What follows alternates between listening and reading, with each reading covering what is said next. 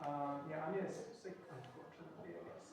So that means we have to change a bit plans here as well. We will only talk about one more set of game theory, and then we will switch to general equilibrium, so that you have also some exercises for that. That's the plan. Also, the other thing is, the last quiz is online already, it should be at least. So, take part of it. The last two questions also, or the last three questions of the quiz, are about some topics that I wasn't sure if we will be able to cover them either in the lecture or in the tutorial today, given that the lecture did not exist today. I'm pretty sure that we did not cover them. But anyways, all I want to say is in the quiz, the last two or last three, I think it should be indicated. Questions are optional anyway, so if you get them correct, you get bonus points. If you don't get them correct, no one cares. But they're just there also for you to have some more exercises and everything. Think through questions. That's all I guess I want to say. Any questions about any other general logistics stuff?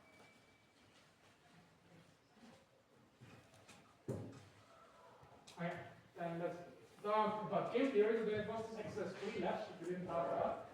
It's called sentence horse. You can see game theorists are very good at drawing biological things. There's clearly something missing if this is a horse.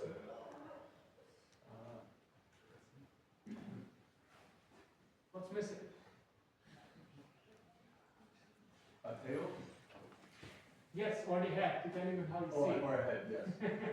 Exactly. Anyway, so this is a horse by itself. It's a double laureate in game theory, like in economics, when we launched game theory. And he started his career here at this university. So. Okay, so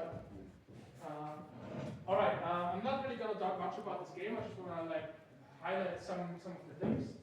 So first thing is, first two questions you should be able to do anyways. So this is kind of fair game. The last two questions are about what's called the perfect Bayesian equilibrium, which you should have shortly discussed in the lecture as well. Given that we don't really have time to cover it, it won't be really relevant for the exam either, I would say. Maybe a very short additional question somewhere here or there, but then it was solve this whole game kind of paper with PB. But what I want to mention, that's good to understand, I think, as a takeaway, even if not so exam relevant, is the following. Let's look at this game. So what is the game? The game is player 1 moves first, he decides between D and C. If he chooses D, then third player has to move. If he chooses C, second player has to move. If the second player moves C, then the game is over. If he goes down, then the third player has to move. And the third player always has to choose between left and right. Tricky thing is though that the third player doesn't know where he is. He has his information set. So he doesn't know if it's his time to choose, he doesn't know if it's his time to choose because the first player moved down or because the second player moved down. He doesn't know that. Now, if you look at this game, this doesn't have a proper subgame actually, so doing all what we did before, with like subgame versus equilibrium and stuff like that, doesn't have any bite, because there's no subgames. So the whole problem is that arises here is, what should player 3 think? Once it's time to move, should he think, where is he? Where the hell in the game is he? He doesn't know that. So, notions like perfect Bayesian equilibrium, or weak perfect Bayesian equilibrium, or sequential equilibrium, they kind of are all there to address these ones. The idea is just the following, very quickly, that if the equilibrium will specify that player 1 moves down, if that's the equilibrium, then player 3 should understand it, because he understands the equilibrium. So once it's his time to make a move, he would understand, well, here in the equilibrium, where player 1 moves down, so I'm actually knowing I'm here. And then I'll make my decision. On the other hand, if the equilibrium would be that player 1 moves across and player 2 moves down, he would also understand that in the equilibrium, and player 3 would then think, well, I must be here, because that's the equilibrium that we are in. However, there's one problem with that, and that's all good and fine, but what if the equilibrium is the following? Player 1 moves C and player 2 moves C. Then we never reach this information set. It's what's called off the bar of play. You will still need to think about what player 3 does. Now you might think, like we discussed last week, you might say, why do we need to think about what happens? We're not going to reach this. Right? So why do we need to think about it? It's all about, let's important, conceptualism. It's all about counterfactual because you need to think player one, when he decides whether to go down or across, D or C, he needs to think about but what player 3 will do it. This will determine his own behaviors. And for that, we need to understand what happens, although the supposed equilibrium is to go, like stay up and never reach. So we need to think about it. That's why we always need to think. But the problem is here, that, how do we do that? And there are ideas out there like weak perfect case of equilibrium, which kind of discussed it. So that's a bit, we don't really have time to go into that. Anyways, there's also one question on the quiz that's kind of related to that. If you cannot do it, don't worry too much. If the solutions are online for this already, so you can look at that. Again, I think the first 2 questions should be actually fair game, because that's just stuff we did last week, actually, just for a different game. 3 and 4 are relatively new. But there's one quiz questions about it as well. If you're interested, look at the solutions first and try the quiz question. If not, don't worry too much.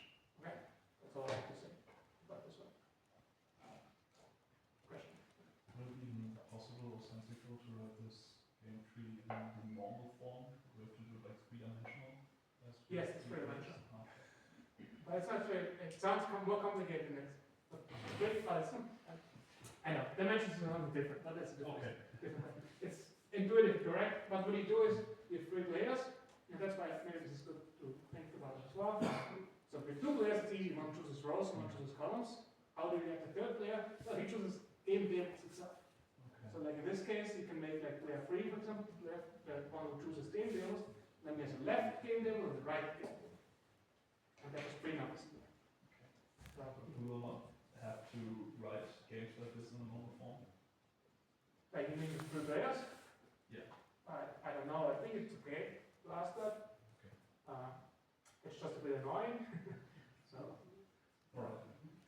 it's not too different actually. Once you think about it once, it's really nothing different. So it's good, yeah, look at the solution anyways, because 1 and 2 I think they're addressing these points, and you don't need to understand anything about this weird equilibrium notions on later. So. Any other questions?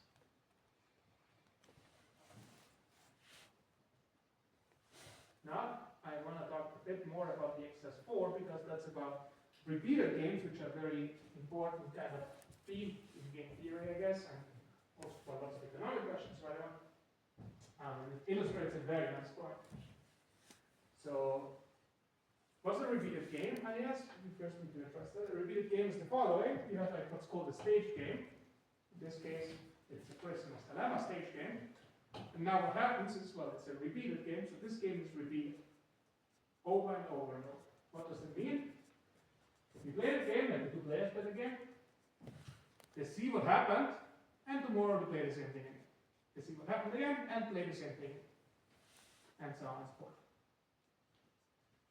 Usually, if you say repeated game, you should be more careful, like here, after it's done. Implicitly said it's an infinitely repeated game, so you do that up until forever. You're stuck in playing the prisoner's dilemma with your friend every day for the rest of your life. And what's the payoff overall? It's a big game, it's called the super game sometimes. So the payoff in the stage game are pretty big. In each series, whatever you do, whatever you end up, you do that and you get that number. But overall, you're playing this game over and over and over and over. What's your overall utility? It's just you sum up the utilities, but there's discount. Tomorrow is a bit less worth than today. The discount factor is like given by that. Should have seen, I guess, discounting that similar like that in macro models. This is dynamic very often. They use beta very often for discount factor. Same thing. Same thing. So this is the prisoner's dilemma. If they do the prisoner's dilemma once, what happens in the prisoner's dilemma?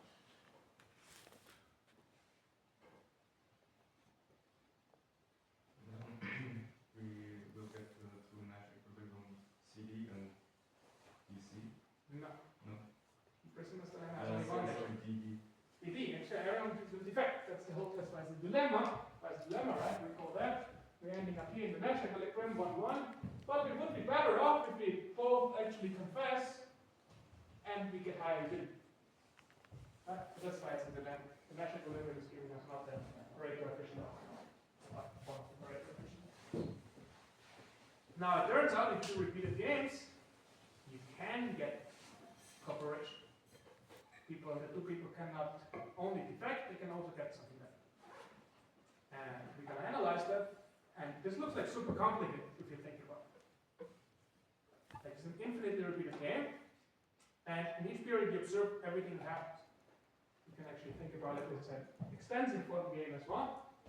The first period we're playing it once, and we have these four choices. Now, depending on what we did in the first period, we observed that. So from here we have a subgame, then we play the prisoner's dilemma again. Here we have a subgame. Here we have a subgame. Here we have a subgame. Then this goes on. You see how this multiplies? I don't want to draw more of it, but this kind of explodes like crazy in that sense. Right? So if you think about it like this, as in this kind of sequential extensive form, it's a big mess. Even if you just do it twice, actually we'll talk about doing it twice, like it looks like this, I guess. It's not infinitely repeated, but twice repeated. You should think about how many strategies this extensive form game you already have. Quite a lot. Good question to think about. So strategies are enormously complicated, right? Because I need to decide, remember, strategy is not only what you're doing on the part of play, but in all circumstances, right? If we decide to play this here, I still need to specify what I'm doing down here, and everywhere, and then this explodes like crazy. Right? So strategy is a super complicated big mess. However, it turns out that this is still very attractive, and that's why we do cool stuff. And the key ingredient that we need is what you should have discussed in the lecture, is what's called the one-shot deviation principle.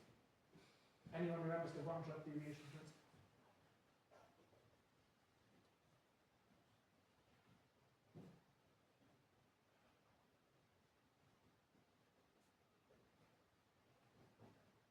I'm not really sure, but if I recall correctly, that given stage game, which is repeated infinitely, that when I deviate once, in the upcoming periods till infinity, I'm always going to stay at this deviation and not go back to the, like when I go this way, and then I deviate, and I'm not gonna go back this way. I think what you mean is correct, but I think your description is so like if you deviate, of course you can go back in, right? It's an extensive form.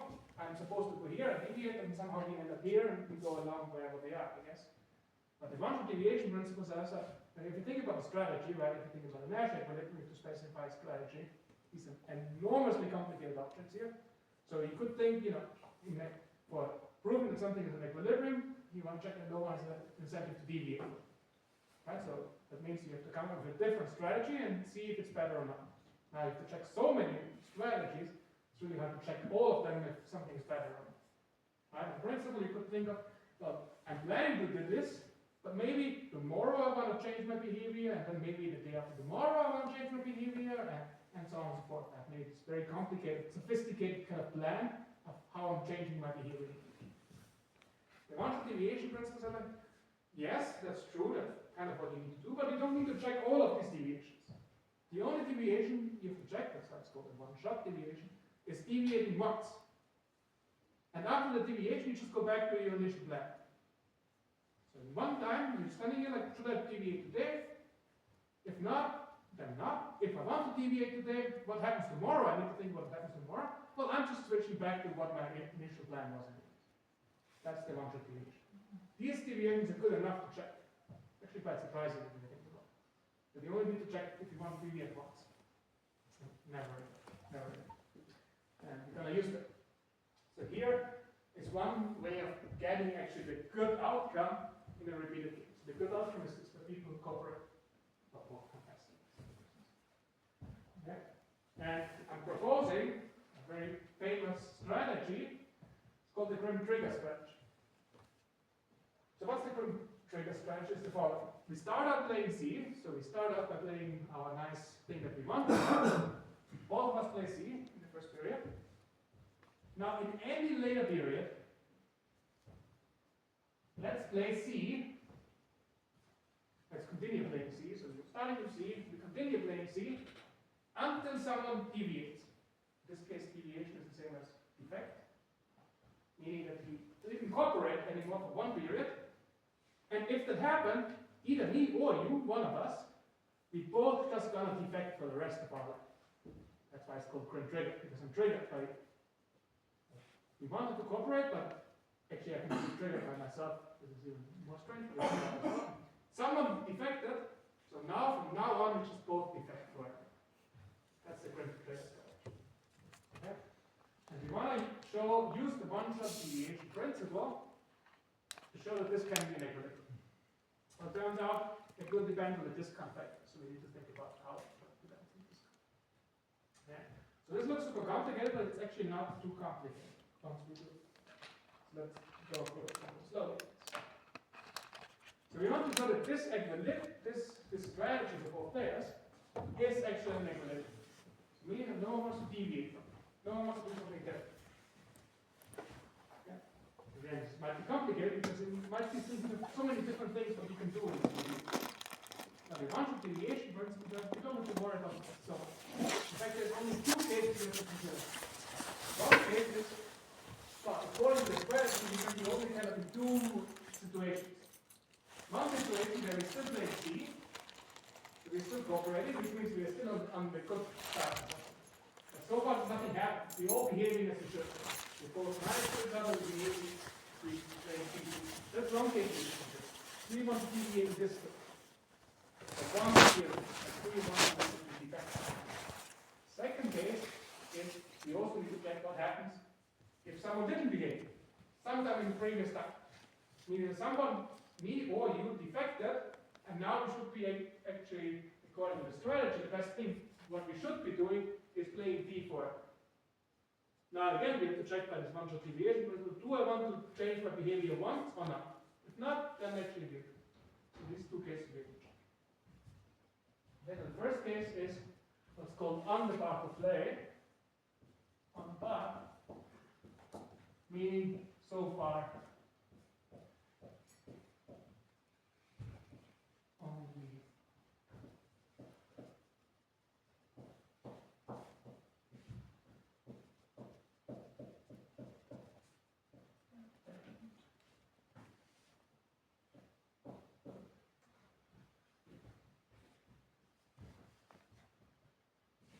so that's one case, first case. Now in the first case, we want to make sure that actually everyone wants to behave according to the proposed strategy. So what does it mean? Well, just now at some period, we know in the past everyone behaved. According to the strategy, you should actually play C now.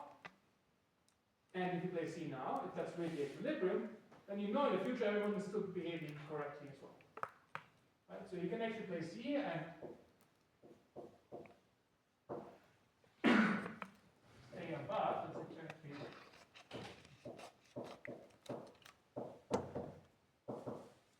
Now we have to wonder what's your utility if you do that.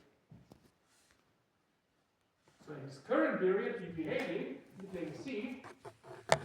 The other guy is also following the same trigger strategy, so he's not triggered yet because everyone was behaving in the previous periods. So he's also playing C. So that means today you would get a payoff of 2. Why? Because everyone is behaving really.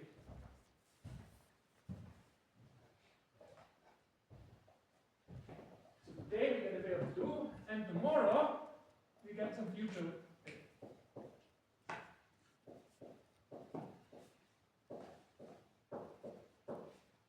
Now, this future payoff, first of all, we have to discount it because it's tomorrow.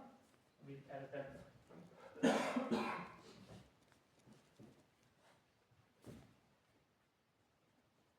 Now, we only need to figure out what is this future payoff. And now this is where the one-shot deviation principle comes in. It doesn't matter what I'm doing today, or what my opponent does today, really. By the one-shot deviation principle, from tomorrow onwards, we will just follow the strategy again. Now, according to this case that we're looking, that we're actually staying on path, tomorrow, we will be still in the good case. Today we are all cooperating, so tomorrow we'll be all cooperating as well. But then the day after tomorrow we'll be cooperating and cooperating. So in fact, the future payoff will be cooperation forever. So we only need to figure that out. Question. What is the utility for the cooperation? So per period we get exactly these payoffs. So if we both cooperate, we get both. If we do something different, we get the payoffs from here. So now I'm saying exactly that in this future payoff here, because we're actually staying on the good side, tomorrow will be cooperation, and the day after tomorrow will be cooperation. So every period, from now and forever, I'll get a payoff of 2. This is, what is this? This is, tomorrow I get 2, and the day after tomorrow I get 2, and the day after tomorrow I get 2, and so on and so forth. The discounting is geometric, it shows that in the usual assumption. They always getting multiplied.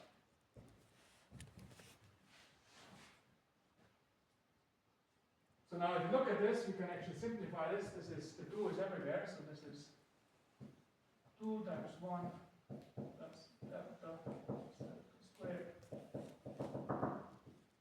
Now what is this? This is what's called the geometric sum.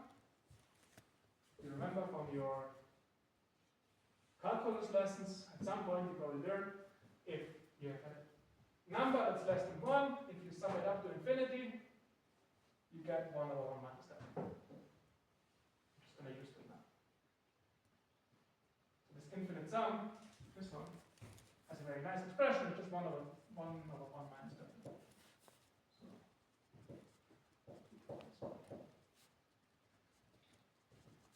yeah. Why is this calculated as squared? Right. Should have said that. So, if discounting how it works is, today I'm getting some number, right? Tomorrow it's less, okay? That's why I multiply it that. But it's geometric in the sense, well, the day after tomorrow, it's the same as tomorrow after tomorrow. That's why it's called the day after tomorrow, I guess. But so tomorrow, from tomorrow onwards, I will also discount it by delta, right? So if I would have delta times delta is delta squared. Doesn't have to be like that, but if you don't have that feature, it's actually bigness. So most models assume that. Right? Like it. Right? And then the third one would be delta squared. So we indeed get this geometric series. Okay. So we're just using that. So what do we have? Now we have the payoff from u playing C. In the case we are in the good case so far, no one deviated anything, everyone is behaving. You want to think, well, should I behave? If you do so, what's your payoff? Well, it's 2 over 1 minus that. That's the payoff you get. Now we have to compare to, oh, maybe you want to deviate. You know, everyone behaved up to now, everyone's nice, but maybe you really want to, you know, actually, if you look at the stage game, right, like deviation is a good thing too. That's the prisoner's dilemma, right? Like you're kind of here right now, in some sense. If you would deviate and get you free, that would be very nice. So let's try that. So this is the potential deviation.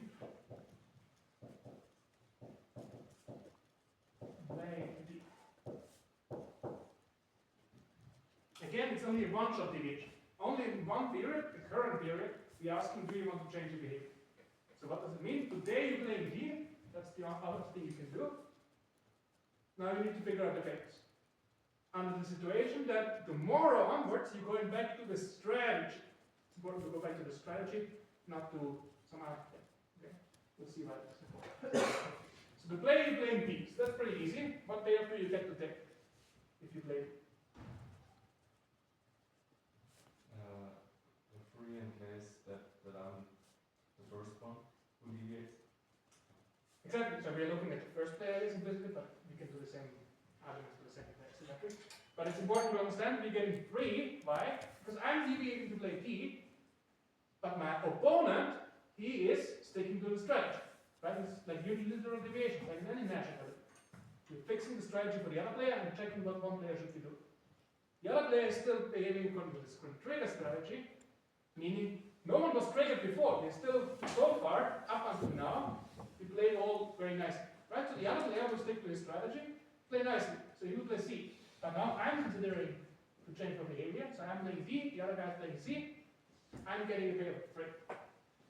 Which is great for me. 3. So today I'm getting 3, which is the good thing. It's like the cost, it's the benefit. It's the cost-benefit analysis. But this is the benefit. I'm getting 3. Now the question is, what do I get tomorrow? Well, tomorrow, discounting times future payoff. Now we need to figure out what's your future payoff. That's the hard part. But again, we have our strategy given, so it's actually maybe not too hard. We have our strategy given, and we know it's a one-shot deviation, meaning I'm going back to the strategy, and my opponent is following the strategy as well. So what happens from tomorrow onwards? Everybody plays D. Everyone plays D, right? The strategy says, well, if we ever, at some point, anyone deviated playing D, then from now onwards, we're always playing D forever. So tomorrow, actually, we both get a payoff of 1. And the day after tomorrow, we get a payoff of 1. And the day after tomorrow, we get a payoff of 1. The day after tomorrow, we get a payoff of 1. In fact, we get 1 now for the rest of our lives. So we have future payoff is 1 plus delta 1 plus delta squared 1.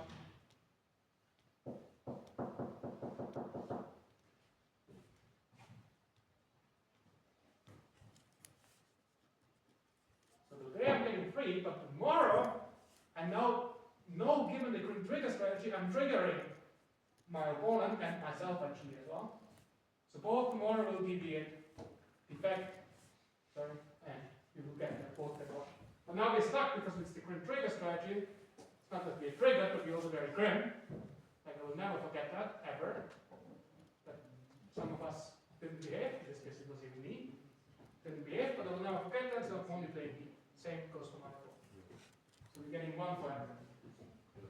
Now looking at this guy here, this is again a geometric series. This is just 1 over. So what do we have? This is 3 plus 1 over plus delta times 1 over.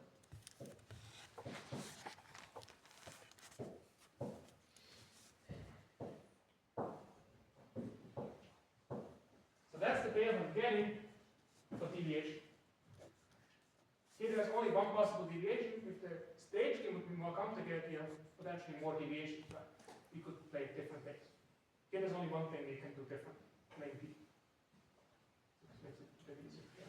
Why is it 3 plus delta over 1 minus delta? Right, so the future payoff from tomorrow is we're getting 1, then delta 1, then delta squared 1. Yes. So this is 1 over 1 minus delta by 1. But don't forget this delta here. That's a bit different from here. You see there's a slight difference. Bit subtle. But it's just writing it up correctly. But what we have now, well, today, in the good case, we're still in the good case, today I'm wondering should I play C or should I play D? Now, for this to be an equilibrium, that we actually always want to play C as long as we're playing C, it better be the case that this payoff is bigger than this. Then I would like to behave as well. Right? So all we need is that this guy, 2 over 1 minus delta is bigger than 3 plus delta over 1 minus delta. That's the condition we need. If that's true, you would like to play C instead of D. Which is exactly what we want. That's the equilibrium we want to construct. So if that's true, you want to behave. At least in the case where everyone behaves so. Now we can solve this, and this is the same as saying delta should be bigger than 1. Yeah. But why isn't the payoff for the first strategy with C not 2 plus 2 delta over 1 minus delta? Right, because it's slightly different. It's 2 plus delta times 2 plus delta squared plus 2. Yes. Right? So this is different from here. Because here the 3 is different. You see the 2 ends up here and here, so that's why I said 2 is everywhere. But here the 1 is not everywhere. The one only starts from tomorrow. Right, so you're getting this infinite thing, this geometric series. In this case, you only get from tomorrow onwards, whereas here you get it from the day because the 2 is already. That's the reason. Like a 2 shows up on both sides. Here it doesn't show up both sides, right? That's why there's a shift. Like, you can also see it in cost benefits terms here. You get the benefit right now, but the cost is that you get to invest in the future, but it only starts tomorrow. Whereas here you get 2 forever, even today. Right? So that's this one shift time period lag, basically. That's exactly the status that shows up here. But yeah, it's good. Takes some while to think about it, but it's really just how the deltas. But it's really that the 2 shows up everywhere and the 1 only starts from the 1. That's the reason. That's the reason. So we need delta to be bigger than 1/2. If delta is bigger than 1/2, we know as long as everyone behaves, everyone wants to keep behaving. So what does it mean? And economically, delta being very high means the discount factor is very high. That means that you value the future or you don't value the future. Delta is very high. You value it. Exactly. So this is interpreted as you're very patient. If delta is high, that means you're a patient player. In this case, both players are the same patient. So they have the same number. This says you should be sufficiently patient. So many results in repeated games, they always have that, at least informally, that you need sufficiently patient players. Then you can get cooperation, or you can get some collusion, or whatever. But usually you need players are patient. Why? Because you usually have this kind of trade-off, cost-benefit. You get some immediate benefit, but you have a cost from the more. You're getting punished more, essentially, for you exploiting. Like it's kind of you exploiting today, but you're getting punished more. That's why there's a trade-off. And if you're sufficiently patient, then the punishment tomorrow and in the future is very costly for you. If you're not very patient, in fact, if delta is equal to 0, that means I don't care about tomorrow at all, then I would definitely deviate. I would just get my freedom today and say, whatever happens tomorrow, I don't care.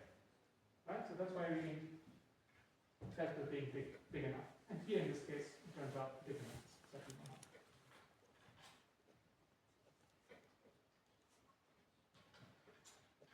Alright, so that was the first case.